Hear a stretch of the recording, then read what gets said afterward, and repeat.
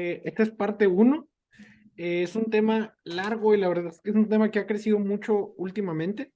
Entonces, pues decidí partirlo como para tratar de respetarle un poco los tiempos al tema. Entonces, ahorita voy a empezar directamente ya con las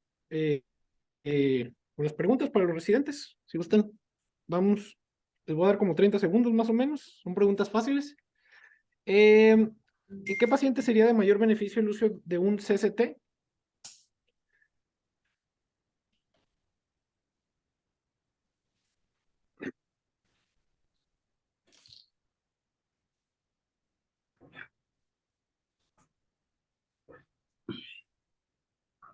Ahí traten de acordarse de cómo viene literalmente en la guía.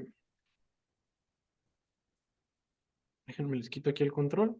Les puse este cuadro clínico. Pues, se presenta un paciente a consulta de 56 años, diabético, hipertenso, con eventos de dolor torácico algunos meses. Es un dolor que tú catalogas como posiblemente no cardíaco. Le pides un angiotac y el paciente te devuelve un angiotac con un CAT-RATS 4. ¿Qué significa eso para ti?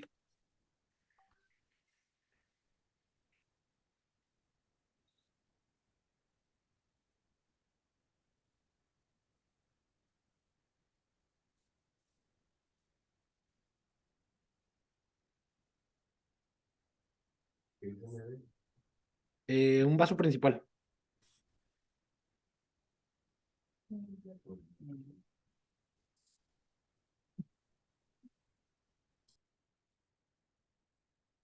¿Ok?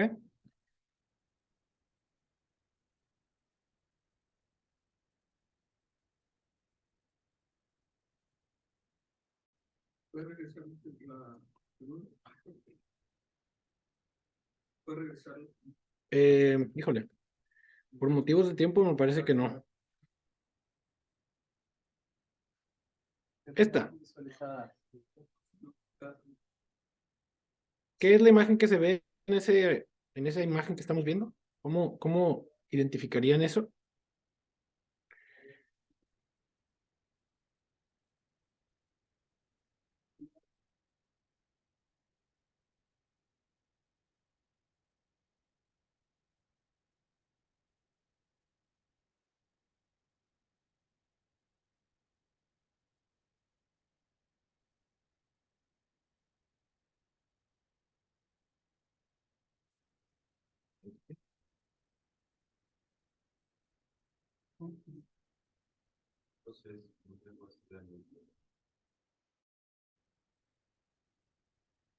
La cuarta pregunta.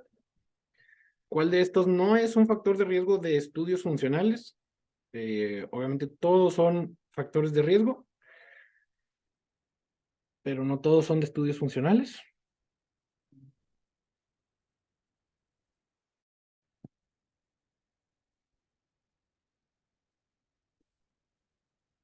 Y por último, ¿cuál es el estudio que demostró que es seguro hacer el abordaje de dolor precordial agudo con uso de angiotac?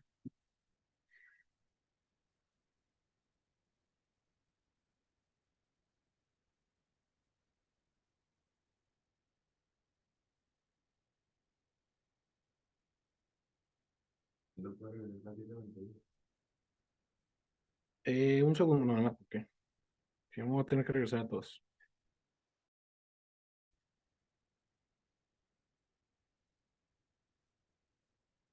Bien. Pues vamos a empezar. Como les comentaba, esta es la parte uno del tema. Esto es prácticamente va a ser solo coronarios. Estructural va a ser para otra sesión. La verdad es que son temas gigantescos. Y pues para empezar, si todos los caminos llevan a Roma, uno tiene que tener en mente que si todos los caminos pueden llevar a angioplastía. Esto es algo que yo he discutido antes con algunos compañeros, porque la verdad es que sí, si uno le busca al mismo paciente 20 veces de 20 maneras diferentes, vas a llegar a 20 conclusiones diferentes. Entonces, mucho tiene que ver la manera en la que uno lo aborda, muchísimo tiene que ver la historia clínica que uno haga, los factores de riesgo que uno alcance a identificar, la estratificación que uno haga, y dependiendo de cómo vayas valorando el paciente, el estudio que le pidas. Pero todo esto tiene un factor humano muy involucrado. Entonces, si uno, y todos lo hemos escuchado como chiste, ¿no? O sea, si quieres meter a un paciente a intervención, pídele esto, o pídele tal. Entonces, mucho tiene que ver cómo tú decidas ver al paciente, sabiendo que pues, finalmente el paciente es tuyo, o tú estás viendo al paciente, por así decirlo, es responsabilidad de uno, y uno tiene que intentar maximizar beneficios y limitar riesgos.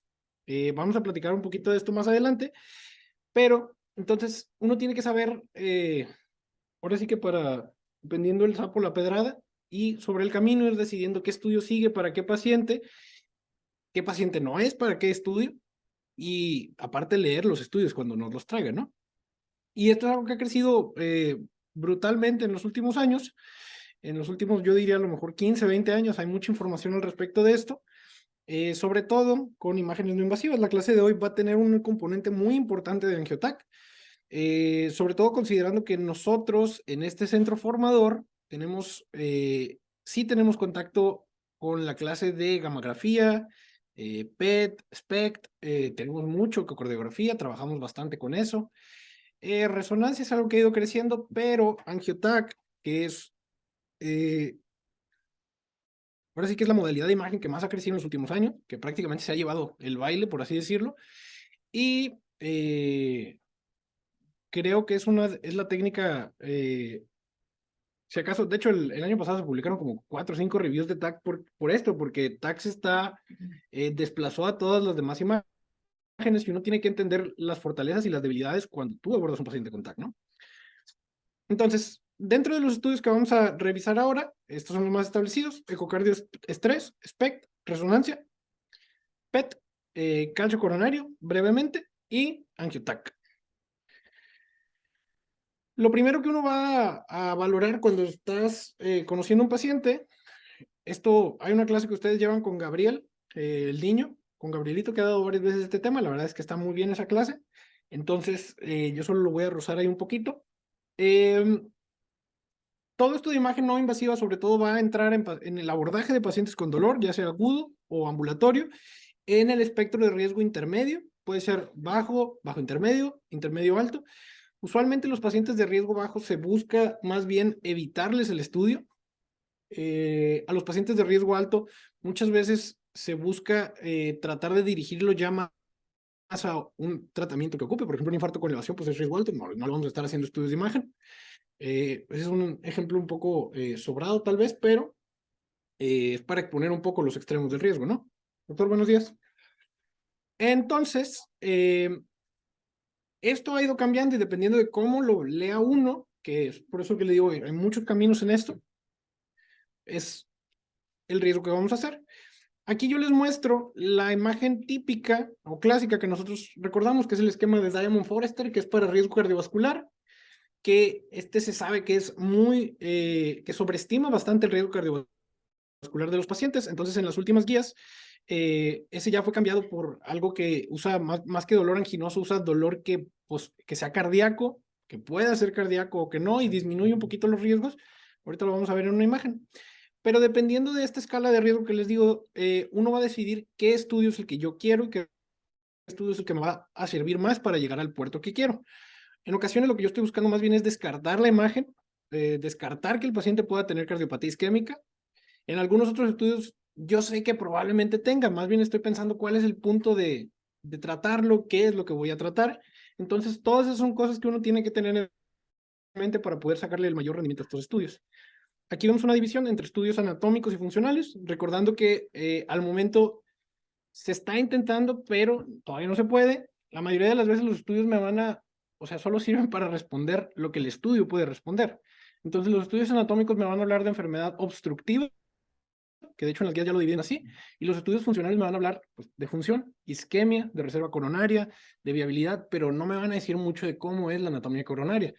Y uno tiene que saber que aunque la respuesta que uno busca es si ese paciente se puede o no revascularizar, realmente la revascularización no es lo que, vaya, el beneficio funcional de la revascularización es lo que uno busca al final del camino. Abrir un vaso en un territorio que no va a, en un territorio pues necrótico, isquémico, cicatrizado, que no va a recuperar, realmente puede que no tenga tanto beneficio. Entonces, aunque el objetivo es decidir si se puede no revascularizar, lo que buscas finalmente es la mejoría funcional.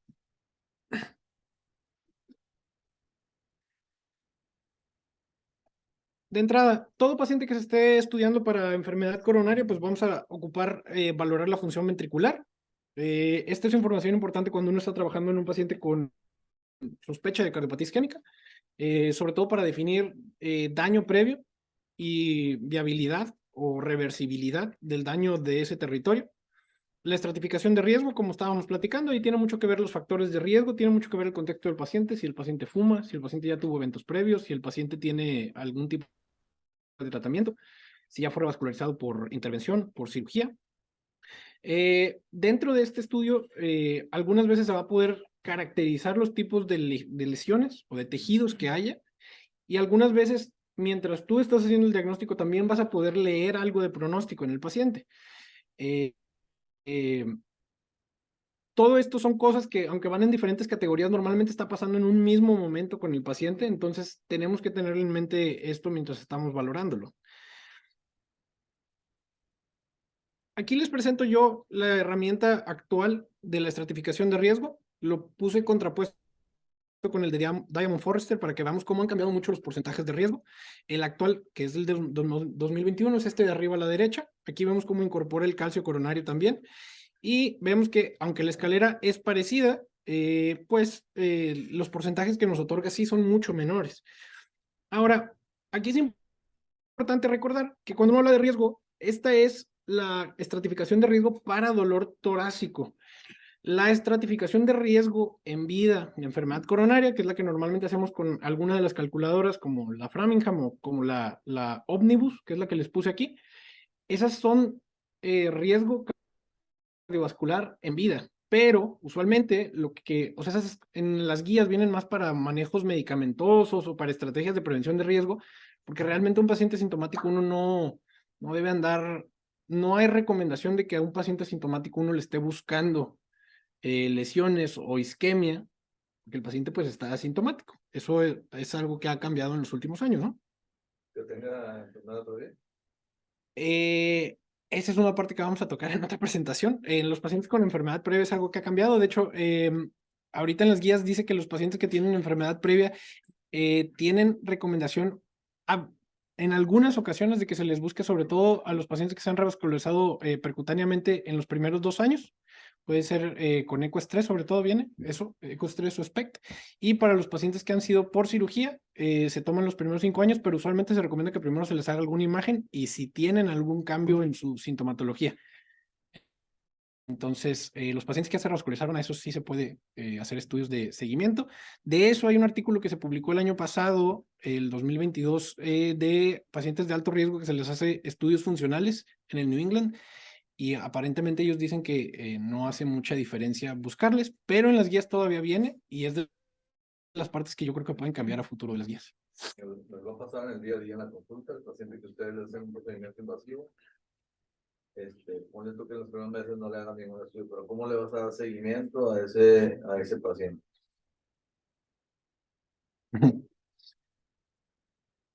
Ah, bueno, y el cuadrito de aquí abajo a la derecha, ese también es una escala que viene mucho en la literatura, la usamos a veces, por eso se las puse, es la del CAT Consortium. Esa tiene la fortaleza contra el Diamond Forrester que incorpora factores de riesgo clásicos, calcio, y con eso nos da una estratificación un poco más completa. Aquí les puse estas imágenes que son más para mis compañeros. Si alguien quiere la presentación me la puede pedir. No las vamos a ver ahorita completamente, pero son un poquito de cómo se navega un paciente que tiene dolor, ya sea en urgencias o ambulatorio. Hay muchos, digamos que pasadizos por los que uno tiene que decidir por qué camino te vas y entonces hay como 30 opciones al final y por eso les digo, uno tiene que conocer las imágenes que va a pedir, qué voy a leer de cada imagen, cuál es la que más me va a ayudar. ¿Qué es lo que normalmente hacemos aquí cuando estamos discutiendo al paciente? Si quiero ver función, si quiero ver isquemia, si quiero ver viabilidad, si prefiero ver cómo están las coronarias. Entonces, realmente no es algo tan sencillo, ¿no?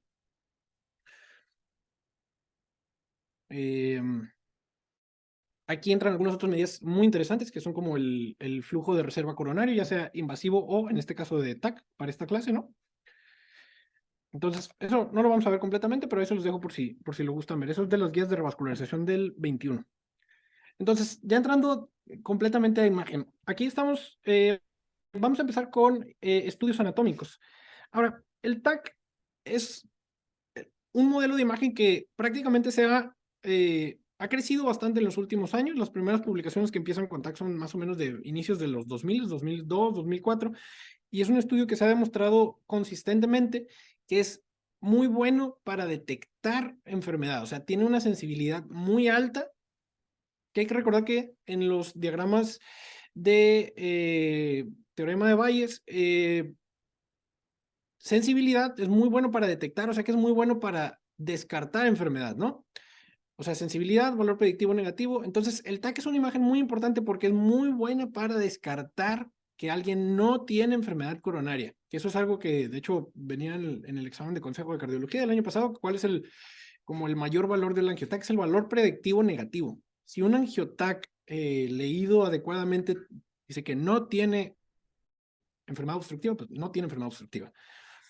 Entonces, el mayor riesgo de estos pacientes va a ser en el riesgo intermedio. En las guías viene que es en el grupo de riesgo intermedio alto, pero con riesgo bajo, que es algo ahí un poquito extraño. Eso quiere decir que sobre todo para las personas que están en el grupo como tal, se conoce como riesgo intermedio alto, o sea, el del medio, pero los de riesgo bajo, o sea, nos va a ayudar más en los pacientes que no tengan muchos factores de riesgo, que no tengan edad muy avanzada, porque en esos pacientes a veces es preferible buscar estudios funcionales. El angioTAC, por algunas causas, específicamente los factores de riesgo y la calcificación pueden afectar un poco la lectura del estudio. Entonces, por eso, en el grupo intermedio alto, sobre todo en la gama baja del riesgo, nos va a servir y sobre todo para descartar enfermedad. Con el angioTAC uno no está buscando si lo revascularizo va a mejorar, le voy a mejorar sobrevida. Del angioTAC uno está viendo obstrucción coronaria. No me dice tanto de función. ¿Ok? Normalmente, de acuerdo a las guías, deben ser con tags de más de 64 imágenes, lo que vamos a ver mejor que la angiografía. 64 cortes, sí, perdón, doctor. Con un detector, los de nueva gama pueden ser hasta de 320, 328, con dos detectores, que son los que se usan más para las modalidades de imagen interesantes que vamos a platicar ahorita. Y el desenlace o el outcome que se mide en los estudios de TAC usualmente son obstrucciones de más de 50%. Por eso uno a veces ve las lecturas curiosas que vemos, que a veces uno hasta se ríe, que dices, me dice que tiene de 50, 70. Bueno, es porque esas son las categorías que ellos hacen para no fallar en el diagnóstico. Te dan porcentajes muy amplios, pero es para que tú puedas categorizar al paciente. Dentro de los estudios, las guías dicen que por lo menos sea el de 64 cortes, pero mejores lectores o la tecnología que viene en tomografías, pues va a hacer que sean estudios de menor radiación, de menor tiempo, de mejor calidad y que permitan mejores reconstrucciones. Por lo menos deben de ser de 64 cortes. Dentro de los modelos de gatillado, el gatillado prospectivo reduce un poco la radiación. Lo más común es que se haga por gatillado retrospectivo, es el más habitual. De hecho, muchos de los estudios que están publicados son con, ahora sí que para que todos lo puedan usar, son con tags de 64 cortes con gatillado retrospectivo. Y se va a utilizar contraste desde 50 hasta 130 mililitros. Y se va a buscar que el paciente tenga una frecuencia lo más bajo posible. Usualmente lo que se hace es administrarle betabloqueadores prácticamente antes de entrar a la tomografía. Algunos de los artefactos importantes que puede tener son el blooming por calcificaciones. El calcio abundante dificulta la lectura del estudio y a veces hace que se reporte como un falso positivo. Y el estudio es malo en ritmos irregulares. Se supone que esto más o menos se puede arreglar con los tags de más imágenes, que una FA en respuesta moderada, más o menos manejada, sí se le puede hacer un angioTAC, pero la verdad es que las recomendaciones dicen que si tienes esos problemas, mejor evites el angioTAC. Y algo muy importante, que yo creo que eso va a cambiar en el tiempo, es un estudio que tiene una buena concordancia entre personal capacitado y entre centros capacitados y que es muy disponible. La verdad es que sí es muy disponible, pero sí es muy dependiente del lector. Entonces, uno tiene que ser uno como bueno, como cardiólogo por el mundo, tienes que aprender a que los TACs idealmente se deben hacer en centros capacitados para que tengan una buena lectura. Que se supone que en todos lados pasa, ¿verdad? Esto es como la medicina nuclear, que aprendes a ver las imágenes, aprendes a ver más o menos, y lo correlacionas ustedes que están en intervención, lo correlacionas la imagen de tomografía con la imagen, con el reporte que que se están dando y con la imagen que obtienes en la angiografía coronaria. Claro. Algunos puntos. Evidentemente es mejor el multidirector de mayor corte porque son estudios más rápidos, el paciente tolera más fácil y las reconstrucciones son mejores. En cuanto al gatillado, cuando es prospectivo, nomás tienes una fase en la que puedes adquirir la imagen y no puedes hacer estudios funcionales. Ahorita en una diapositiva previa decías que la funcionalidad, sí se puede evaluar la funcionalidad, me refiero a función ventricular, segmentaria, solamente en los estudios retrospectivos. En los prospectivos no. El gatillado prospectivo, como dice ahí, reduce la dosis de radiación porque es una adquisición muy rápida en una sola, no es una sola fase, pero una sola adquisición. Y el retrospectivo puedes adquirir diferentes fases de la diáspora.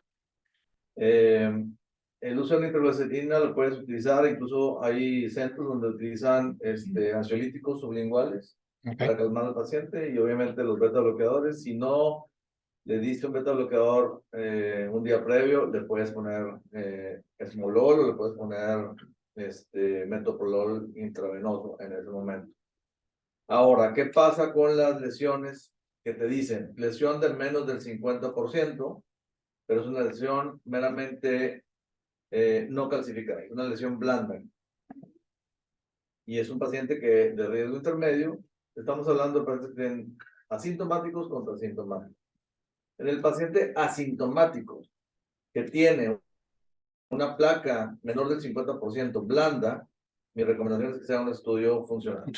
En un paciente que tiene síntomas y tiene una placa blanda, ¿sí? Del menos del 50%, seguramente, digo, lo que te está diciendo la tomografía es que sí tiene enfermedad coronaria, y a lo mejor lo que te está diciendo es que no necesito de stent en este momento, pero tiene enfermedad coronaria que le está produciendo síntomas, ¿verdad? ¿Qué harías tú en ese paciente que tiene una lesión intermedia, 50%, placa blanda y que ha tenido dolor anginoso? Bueno, de ahí, como usted bien comenta, las guías recomiendan que en estudios, en pacientes que aún después del estudio, un estudio no conclusivo o un estudio que no, en un paciente que sí tiene dolor, el siguiente paso, como usted dice, es hacer estudios funcionales y creo que también hay importante en la literatura dice que el abordaje de pacientes con tomografía usualmente hace que uno aumente el tratamiento médico, o sea, aspirina, estatinas, manejo de presión, manejo de glucosa, porque uno, digamos que al pegársele al paciente y encontrar que sí tiene enfermedad, uno toma un poco más de conciencia de que tal vez sí le pongo aspirina, tal vez sí le bajo la presión, tal vez sí le pongo estatina de alta intensidad. Entonces, yo creo que como usted dice, pues un tratamiento médico óptimo y verlo en estudio funcional, ver si está haciendo isquemia. Ahora, nosotros no hacemos la tomografía como tal, no adquirimos las imágenes, no adquirimos, vaya, no procesamos las imágenes, que es algo que deberíamos de aprender, digo, viendo, no es nuestra chamba ahorita porque esa ya es otra subespecialidad, pero sí aprender a ver las imágenes. Cuando ellos te dicen 50 a, ¿qué dicen? 69%. Entonces, y yo ya lo metí a caracterismos con ese paciente, en mi mente debe quedar la correlación. Cuando me dicen esto, yo estoy viendo esto. De ir aprendiendo nosotros, de cuando dicen, ¿por qué? Porque es importante. A veces te dice una cosa que es una barbaridad. Hemos visto, el doctor Macías no nos reportaron que estaba 99% incluida la coronilla derecha distal, nos reportaron 70% proximal. Entonces, eso es lo que tenemos nosotros que estar pendientes. Ok, esta imagen me dice que tiene contraste en la primera parte de la coronaria y luego ya no veo contraste y luego las otras sí las veo con contraste. A lo mejor ya aprendo que tengo una lesión crónica y en un estudio funcional, en un estudio retrospectivo puedo ver que no tiene alteraciones de la movilidad segmentaria, que la pared está adelgazada, a veces que no hay perfusión, porque en el primer paso podemos ver perfusión también. Son cosas que podemos ir aprendiendo de ver. Ya no te interrumpo. No, de acuerdo, doctor. Gracias. Y pues sí, como usted dice, dice que son muy concordantes, pero la verdad es que en el mundo real eso no. Exacto. En un mismo centro, dos personas que interpretan diferente. Sí. Arritmias. Cuando tengan pacientes con FA rápida o FA moderada, pues no los envíen a va a salir muy mal, no se adquiere. Bueno, sí se adquiere, pero no se puede interpretar. Entonces meten el problema al tipo que interpreta y meten el problema a uno mismo porque no sabes qué hacer, ¿verdad? Cables de marcapaso del lado derecho o tricamerales, eso, difícilmente vamos a poder ver las coronarias, hacen demasiada interferencia. ¿Sí? De acuerdo.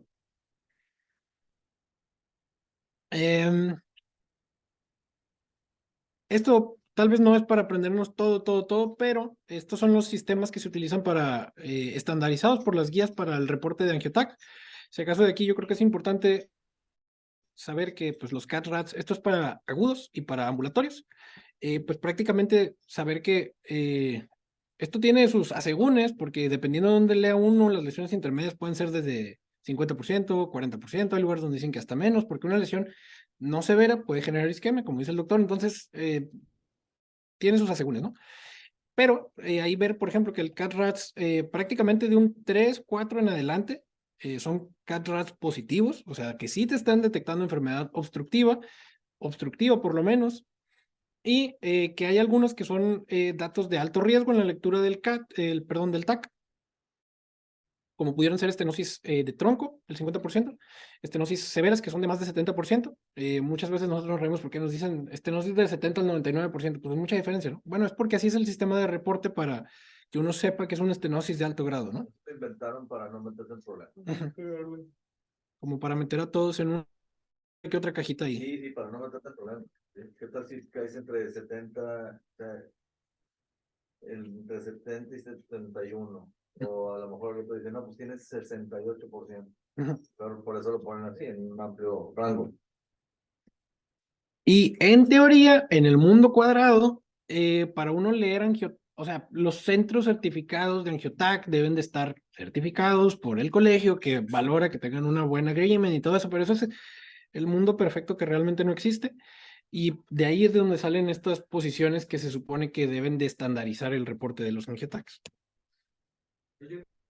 ¿Alguna manera de saber si es de 34 o de 74, perdón, de 74 cortes? Según las guías no debes de hacer angiotacs con menos de 64 cortes, esas guías son desde el 2016. Normalmente el TAC que te reporten viene con un TAC de cuántos cortes se hizo la imagen. Entonces en el reporte debe de venir. Yo empecé interpretando con un TAC de 16 cortes. Y luego ya llegó el de 64 cortes. Y luego ya, pues están los de 300 y que al que lo adquiere y al que lo interpreta, te hace la vida más fácil. Sí, claro. Aquí importante, el TAC, aunque cada vez mejor y mejorará, el TAC es sobre todo bueno para ver vasos principales hasta vaso medio. Vaso medio distal es difícil de ver. El límite que ellos marcan es que usualmente sean de más de 1,5. Entonces, uno debe tener sus reservas al tratar de leer vaso medio en adelante. O sea, que la verdad es que uno lo ve y lo reportan y todo, pero uno debe saber que la técnica no es tan buena después de, ahora sí que menos de 1,5 milímetros.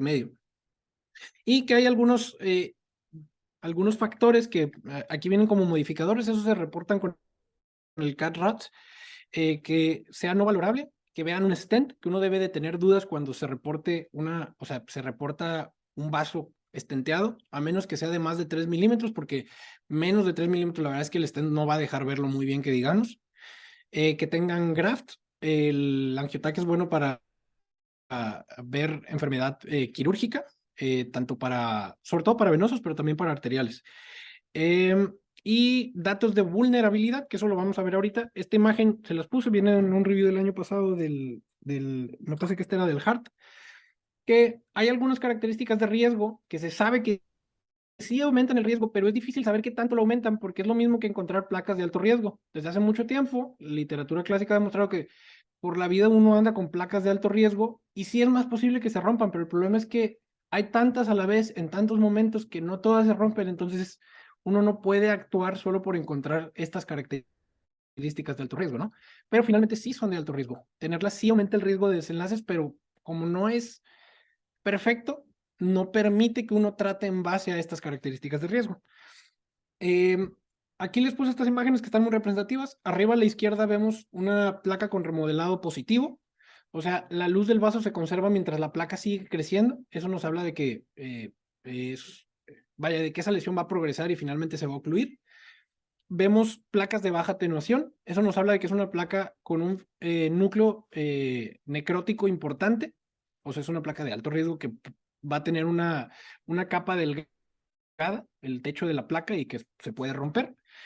Vemos abajo a la izquierda una spotty calcification, o sea, una calcificación moteada, que esto igual nos habla de placas inflamadas con núcleos necróticos. Y del lado derecho vemos esto que es un corte axial del vaso. Ya que se ve la placa, se pasan al axial del vaso, y que vean esto que es un anillo de sello, que también es un dato de riesgo en angiotac. Ahora, bien importante siempre tener en mente que el TAC es bueno, sobre todo por el rendimiento diagnóstico que tiene, pero en función de su sensibilidad, o sea, de su valor predictivo negativo.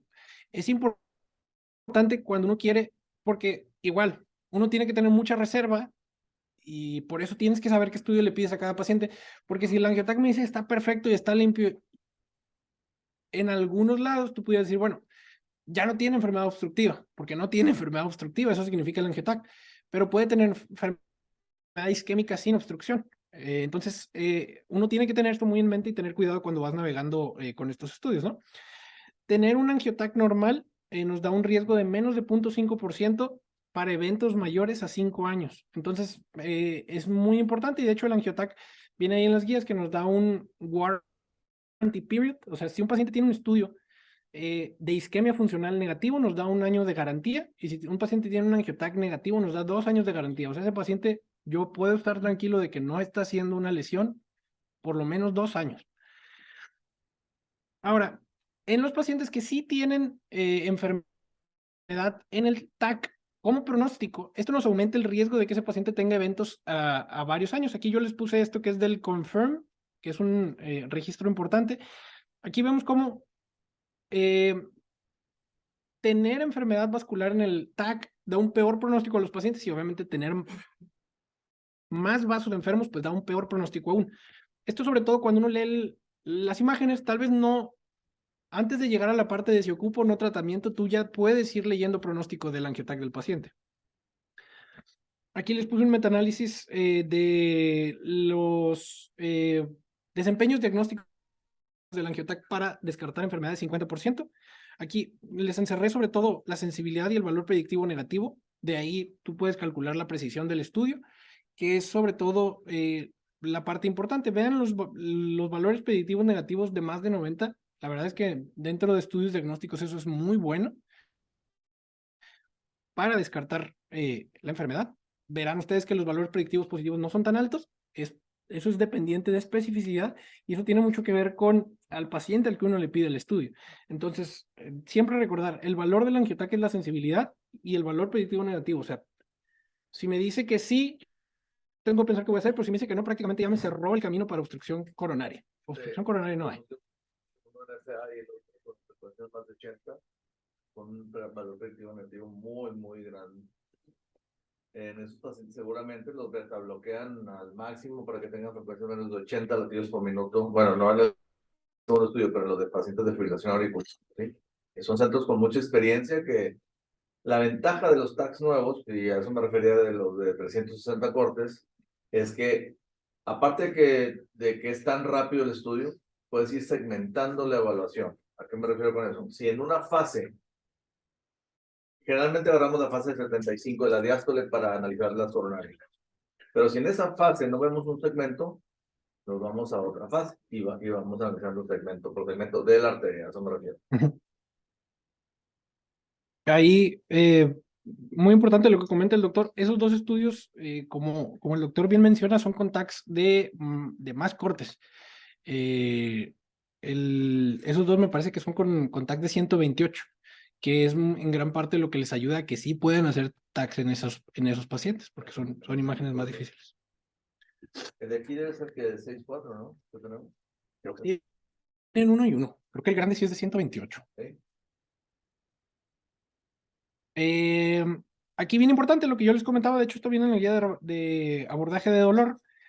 En pacientes que tienen múltiples factores de riesgo, uno no debe de buscar hacer el angiotac, porque si el paciente es muy probable que sí tenga isquemia, tiene factores de riesgo de calcificación, tiene 70 años, diabética 35 años, descontrolada, ha fumado toda su vida, pues va a tener mucho calcio. Entonces el TAC va a estar positivo y horrible por todos lados, pero eso no me quiere decir que el paciente tenga isquemia.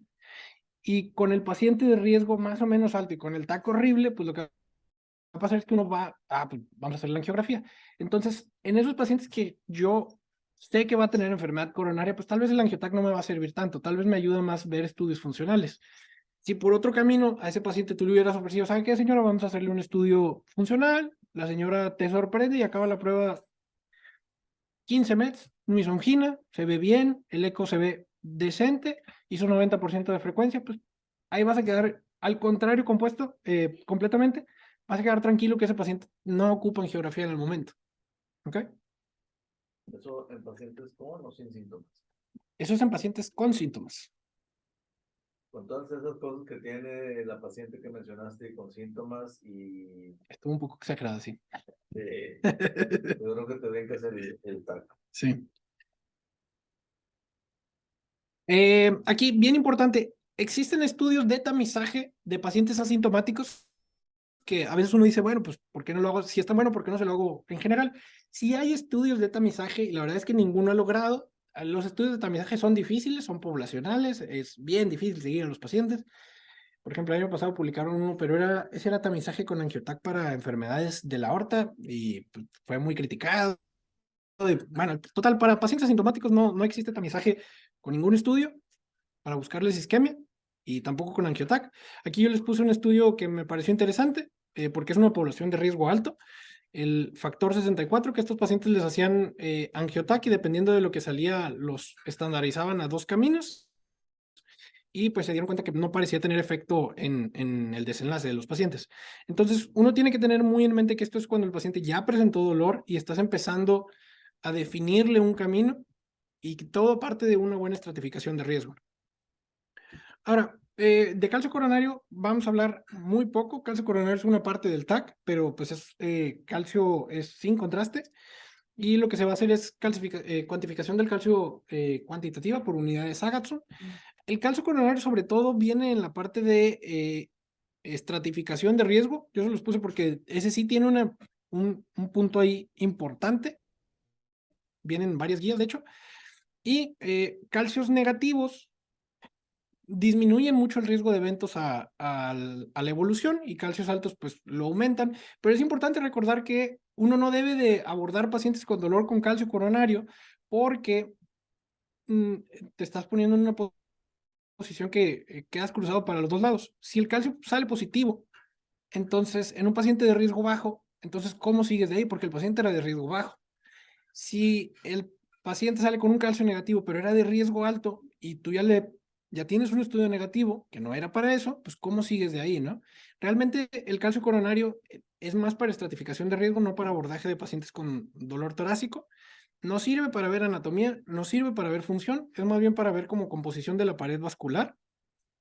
Y, bien importante recordar, tener un calcio de 0 nos da un riesgo de menos de 1% a 15 años. O sea, sí es importante para pronóstico, pero no para abordaje.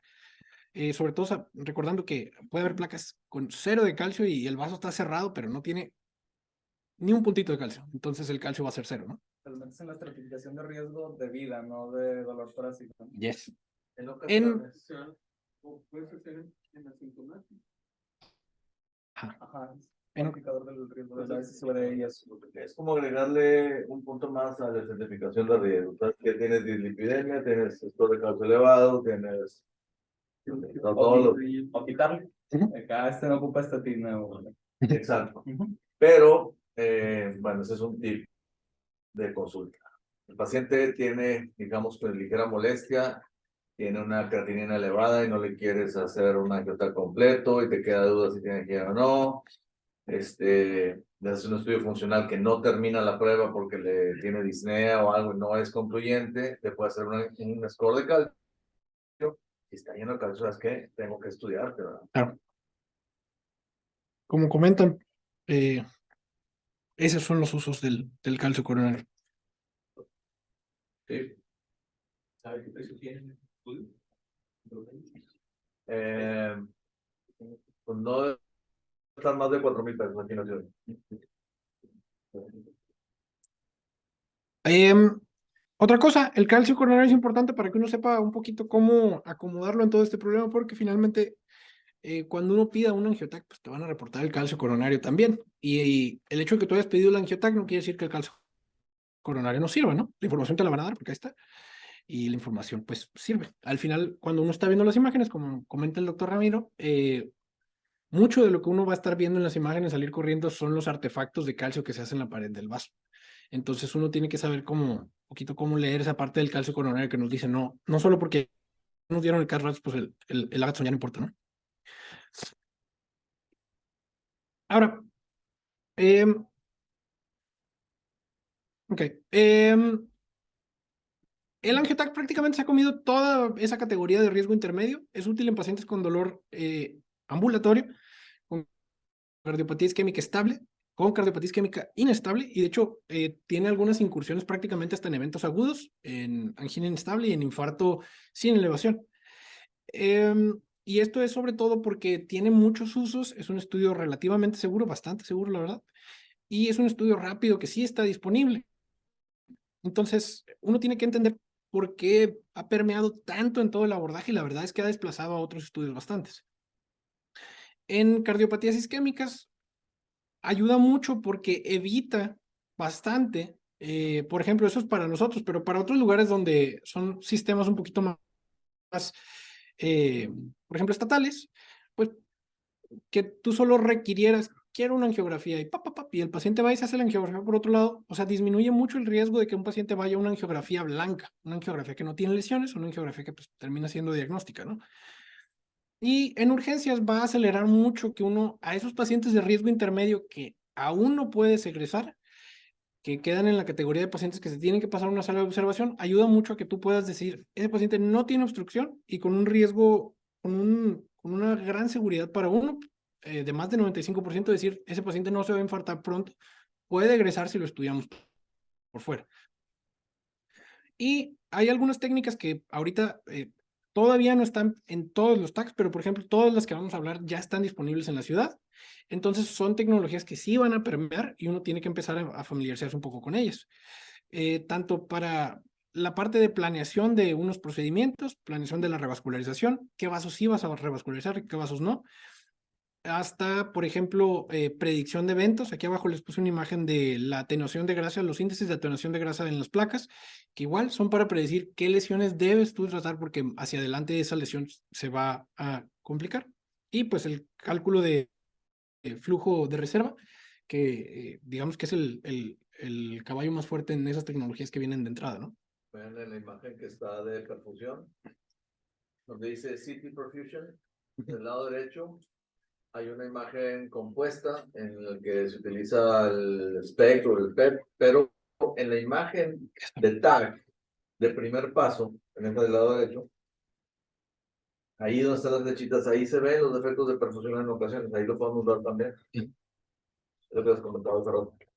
Una lesión del 50%, paciente que me tengo dudas si es angina o no tiene angina, le haces el TAC, tiene lesión coronaria del 50% y tiene ese defecto, entonces este tiene angina por izquierda.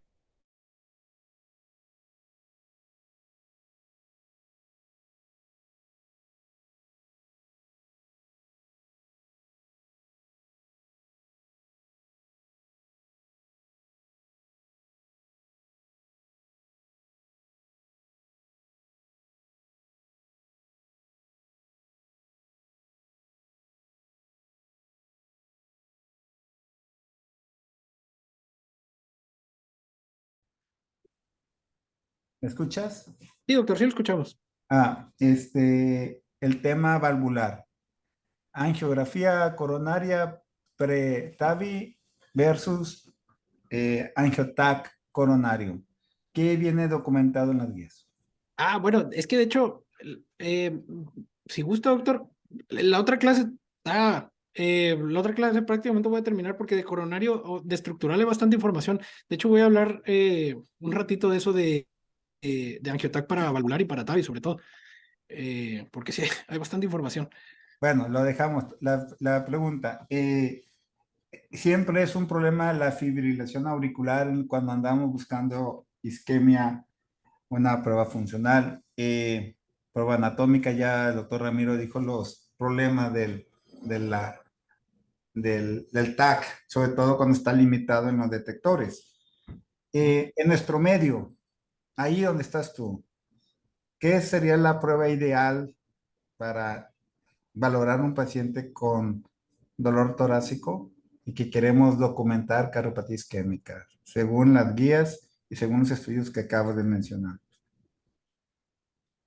Aquí en nuestra unidad, yo estoy sesgado porque somos un centro muy bueno en ecocardiografía. Prácticamente estamos permeados aquí con eso. En nuestro centro, medicina nuclear es difícil, aunque es un buen estudio. La verdad es que para nosotros siento que ecocardiografía con estrés, tanto para isquemia como para viabilidad, es mejor que resonancia. Y el angiotac, nosotros sí lo utilizamos en consulta, pero en general creo que somos muy enfáticos en la parte baja del riesgo intermedio, porque sabemos que existe el riesgo de falsos positivos. Y a esos pacientes que sí tienen angiotacs positivos, usualmente lo que pasa es que los redirigimos después a una ecocardiografía de estrés. Yo creo que para nosotros es una mezcla de su angiotac y ecocardiografía y estrés para riesgo intermedio.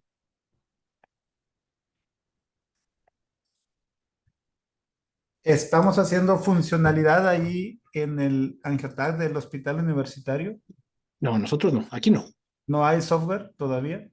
Se puede pedir, porque lo que quieres es ver, sobre todo en los estudios retrospectivos, sí se puede ver la funcionalidad en esos estudios, pero hay que pedirlo.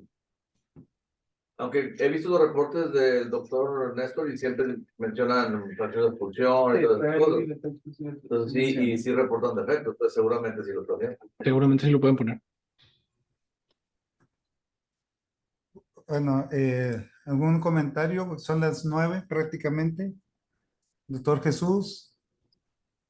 Hola, sí, yo nada más le iba a comentar de lo de la tomografía, sí, lo que menciona el doctor Ramiro, Néstor sí procura meter mucho en su reporte la fracción de expulsión, y algo de perfusión, e inclusive se atreve de repente a poner normocinesia y hipocinesia en el TAC. Entonces yo creo que sí tienen la capacidad de realizar la función ahí. A lo mejor no tienen este, el- la reserva de flujo, pero sí tiene para funcionalidad, al menos basal, porque sí me han reportado defectos. Bueno, una duda para la vida. Aquí lo último que supe es que estaba en 7500 aproximadamente el angiotac. Eh, Ustedes, dentro de sus experiencias, ¿qué centros nos recomiendan de que mandar a evaluar o solicitarles? Bueno, hicieron una pregunta aquí de algo de costos de los angiotacs. ¿Qué centros son los más importantes aquí en la ciudad para angiotac? Yo creo Yo creo que yo creo que tiene que valorar muy bien la destreza técnica que tenga el centro y la persona que lo está interpretando. Cuando hay centros bien reconocidos que sabemos que tienen personal que está con alta experiencia y alto volumen de interpretación de AngioTac, pues eso creo que no vale la pena hablar con ellos, pero cuando se van a un hospital o a un centro de más bajo volumen, yo creo que tienes que hablar con el cardiólogo, radiólogo que interpreta el estudio para decir comentar al paciente, por lo menos ya es lo que yo hago, para que le des un poquito más de información y que trate de hacer el estudio lo mejor posible. A mí me han regresado, he visto pacientes en la consulta que le mandaron a hacer un angiotac y el paciente pesa 140 kilos y simplemente eso ya es motivo de ir en contra de la sensibilidad y el valor predictivo negativo del angiotac. Entonces, yo creo que es muy importante saber a dónde lo mandas, quién lo interpreta y quién hace la adquisición. Por lo menos es lo que yo hago. Mi recomendación es que pacientes de este hospital se dirijan a este hospital para que tú vayas y veas las imágenes, para que tú compares con el cateterismo, aprendas cómo se adquiere y cuando lo vayan a hacer, pues tratar de estar ahí con tu paciente. Una pregunta. Y por ejemplo, en los angiotaques te reportan lesiones del 70-99% en pacientes asintomáticos. Ahí, ¿cuál sería el caminito a seguir? Asintomático. Porque lo pediste entonces. No, por Ahí. eso es absoluto. Sí, pues, es lo que dije. Imagínate, si tiene una lesión en el tronco o DA proximal de 99%, ¿tú querías? Ah, en el tronco sí. Ok. Pero, pues es que como dicen de 70-99%, o sea, 70%. Si tienes una lesión del 70-99% en la coronaria derecha distal y asintomático, ¿A qué lo pedías? Porque ahora realmente que está asintomático, Ajá. si está asintomático, pues ahí la dejas. Es bien importante porque por eso digo, tú tienes que saber qué estudio pidas porque te metes en camisas de 11 varas y un vaso principal con una lesión severa, la DEA en el nacimiento, pues ya, aunque esté asintomático, ya qué le haces. Pero uno al pedir ese estudio, uno se puso en esa posición. Entonces tú tienes que saber muy bien. Te platico un caso. Es difícil. Mamá de un primo mío. Y yo no estaba viendo por cuestiones de familiaridad y ese tipo de cosas. La veo otro doctor, por unas palpitaciones y una molestia ligera, le piden una angiotac. Lesión del 90% de principal, lesión del 90% circunferencia posterior. La señora viene a decirme ahora sí, oye, es que ¿qué hago? Terminaron 2 stents.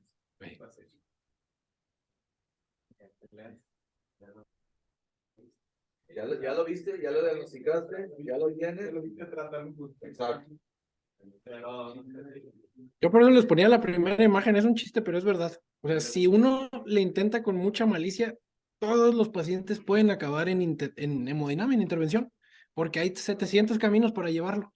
Entonces uno tiene que ser muy cauto en cómo abordas a los pacientes sin restringirlos, pero sin exponerlos a riesgos innecesarios. Antes se decía, y no sé si todavía aquí en Monterrey, si quieres cateterizar a un paciente, Pídele una. Todavía. Todavía. Todo sale Todavía. positivo. Todavía. Con el TAC, cuando a mí me tocaba interpretar TAC, llegaban los doctores, y hay una frase muy famosa de un doctor que ya falleció, que me dijo una vez, como Ramirón, ni un 20, ni un 20%, como ni un 20, Sí. pues no, ni un 20 tiene, o sea, estaba, el positivo negativo era muy importante, no tenía lesión. Porque llegaba y decía, este está premiado. ¿Premiado de qué o qué? Y luego ya salía el resultado normal. Y un 20 Ramirón. Pues, el que interpreta se mete a veces en unas situaciones éticas en cuanto a qué decir. Entonces tienes que ser muy objetivo. Yo creo que por eso hicieron el CAT-RAS para decir, a ver, este paciente tiene este riesgo, este otro riesgo, y no te metes en el asunto de decir 33%, 32%, no, metes un rango y ya que el clínico decida, ¿no? El clínico decida qué hacer con ese paciente. Y están las herramientas, el estudio anatómico que estamos viendo y el estudio funcional, que para mí el ECOS-3 con ejercicio es de los mejores para definir qué riesgo tiene mi paciente. Bueno, no sé si alguien tenga algún otro comentario o si gustan ahí paramos, porque queda mucha clase, la verdad. Sí, nada más un comentario también. En el estudio de isquemia, el angiotac coronario fue decisivo para decidir a qué pacientes ibas a intervención y a qué paciente le dabas tratamiento médico. Entonces, una forma de estratificar el paciente hacia dónde va es el otro gran rol que tiene el angiotac que fue demostrado en el estudio de isquemia y creo que deberíamos revisar ese estudio en su modalidad de los estudios de TAC porque a los que no tenían lesión tronco, de proximal, circunfleja, lesiones de alto impacto, le daban tratamiento médico y si respondía bien al tratamiento médico, seguían en el brazo de tratamiento médico. Y ya todo el mundo sabe los resultados del estudio de isquemia. Entonces, es otra herramienta que tenemos para optimizar el mejor tratamiento en los pacientes ya con documentación de enfermedad arterial coronaria. No es un comentario ahí, creo que valdría la pena revisarlo cuando estemos hablando de síndromes coronarios crónicos.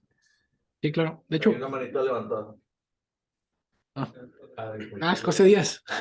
Sí, de hecho, yo voy a, no completamente, pero voy a rozar un poquito el isquemia y el revived en el cierre de esta clase. Entonces, si quiere, lo puedo ver también en la próxima. Excelente. Muy bien, gracias.